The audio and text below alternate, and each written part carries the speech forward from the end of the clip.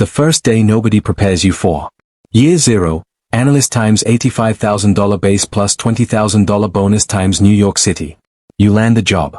Investment banking analyst at a mid-market firm. You've done everything right, the GPA, the internship, the handshake. But on the first morning, someone drops a 200-page information memorandum on your desk and says, model this by Friday. You don't know it yet, but you're not learning finance. You're learning the language of a system designed to move wealth quietly, and your job right now is to carry the bags. Your base is $85,000. After rent in Manhattan and taxes, it feels like nothing. You work 90-hour weeks. You tell yourself it's temporary.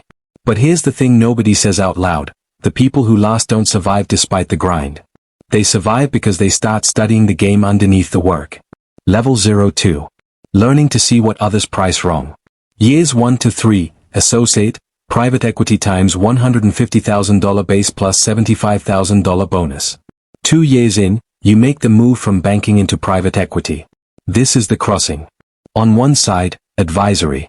On the other, ownership. Your firm manages $2.4 billion in assets. You sit in meetings where companies are discussed not as businesses, but as spreadsheets. A manufacturing firm in Ohio, $40 million EBITDA, trading at 7x. Your job is to figure out, what does it look like at 9x in 4 years? You're running LBO models until midnight. Leveraged buyout.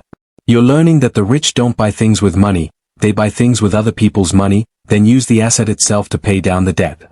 The equity check might be $80 million. The deal size, $350 million. The difference? Bank debt. Secured against the company you just bought. The math is quiet, but it's violent in its efficiency. Level 03. The hidden advantage, carried interest. Years 4 to 6, senior associate VP times $250,000 total comp times first carry allocation.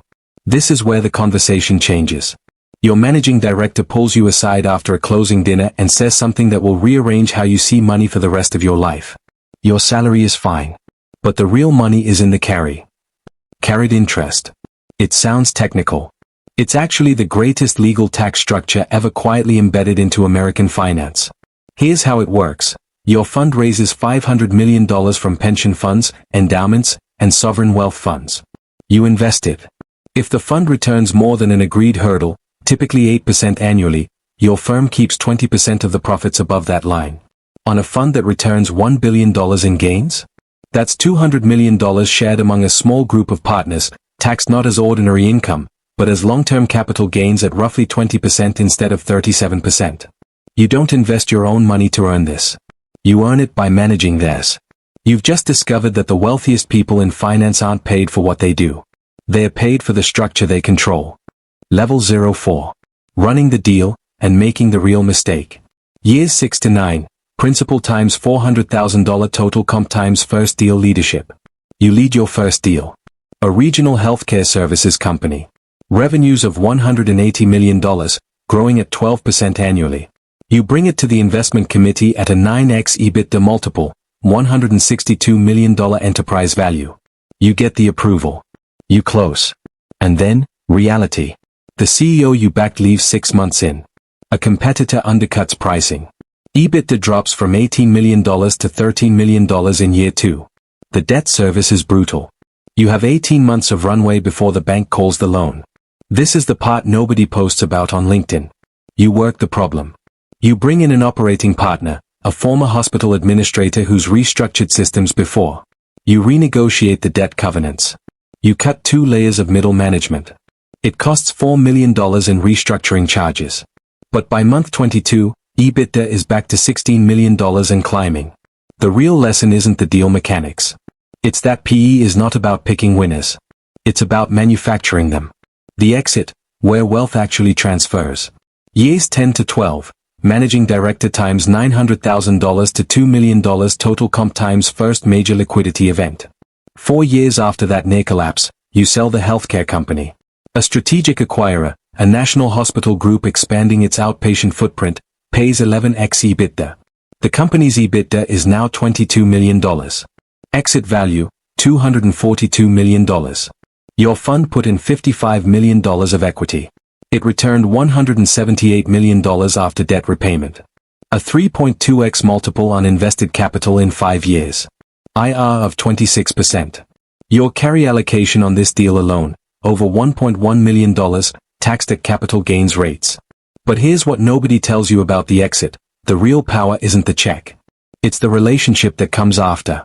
The pension fund that backed your fund now increases their allocation for Fund 3. The investment banker who ran the sell-side process owes you a deal. The CEO you installed, now wealthy herself, will back your next deal. You're no longer just investing capital.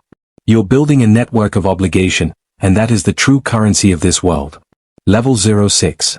The partner, when you are the system. Years 13 plus, general partner times net worth, $8 million to $40 million plus times you now raise the fund. You make partner. It sounds like an arrival. It's actually a beginning. You are now a general partner. You go out and raise $800 million for Fund 4. You spend 14 months flying between Abu Dhabi, Oslo, and Boston, presenting to sovereign wealth funds, university endowments, and family offices. You don't need a salary from the fund. You earn 2% annually in management fees just for running it. On $800 million, that's $16 million per year before a single investment succeeds. You co-invest your own capital alongside the fund. Now you're not just managing wealth, you are compounding it. Your personal portfolio, built across 12 years of carried interest and co-investments, generates returns that make your salary irrelevant. You sit on the boards of 6 companies. You don't work in them.